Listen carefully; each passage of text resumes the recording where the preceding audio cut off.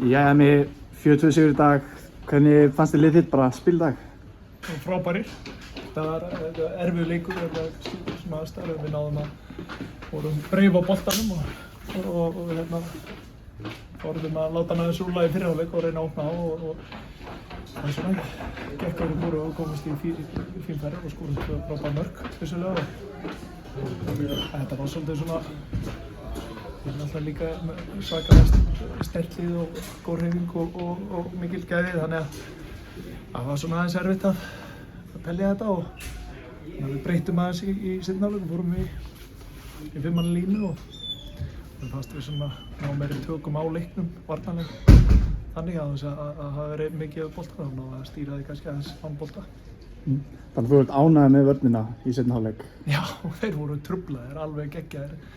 Erfitt, eins og þessi erfitt að reikna boltan og fluga á honum og svona og mikið að hlaupum og þeir fórum marga með fram að þau í teg, þannig að við vörðumst eins og brjálæðingar hana, allir sem einn og það var bara þessi vilji og kraftur í liðinu sem landaði þessum sigri. Þannig að þú talar bara liðsheildina, bara söffera saman, er þetta bara þannig sigur? Já, þetta er bara 100% og við erum bara, það verið núna stígandi í okkar leik í heildina og menn eru að djalla stað saman og það er þessi samhugur í liðinu. Það er alvöru stemming í klefanum hjá okkur og við ætlum okkur einhverju hluti og þá þarf þetta að mæta einhvern einasta leik með alvöru hugafar og við gerum það enn og aftur hérna í dag. Geggjað. Þeir vantar ekki bara vörnin, þeir vantar að skora 4 mörk. Finnst þér ekki bara hvernig var þetta sóknarlega hjá okkur í dag? Mér finnst bara, eins og segir, fyrir hálfleik þá þurfum við að láta hann rúlla meira í seinni hálfleik þá sem að þrýstur okkur svolítið en við náðum að beita svona ákveðið skyndisóknum eða bara mjög góðum öðru hvoru þannig að það var allt liðið bara hjá mér alveg geggjað. Mér langar að fara aðeins í leikmannahópinn. Nú er glugginn búinn á miðvikudaginn. Eru þið að skoða einhverja leikmenn? Já,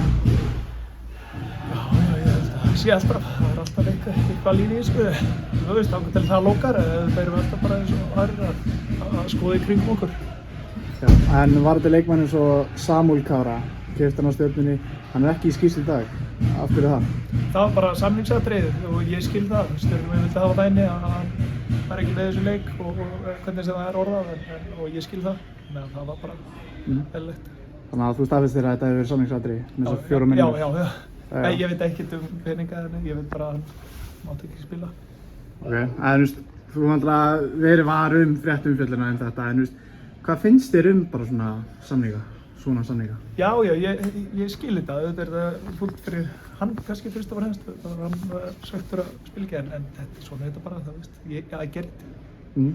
Það var líka kom einhverja fréttir Ögmund, hann var mögulega á leið frá Val. Já. Er eitthvað að segja það? Staðfest það? Já, ég get staðfest það og þú veist, við erum með 3 frábæra markmenn og þannig að það getur bara einn aðeins spilað, þannig að þetta er ekkert svo sem einhver já, þannig að það er allir bara búin að eiga gott samtali þar Þannig að þið tveir jafnvel búin að eiga samtali framtíðina? Já, ég hef búin að eiga hörku gott samtali bara. Og það er alveg skýrt? Já. Ok.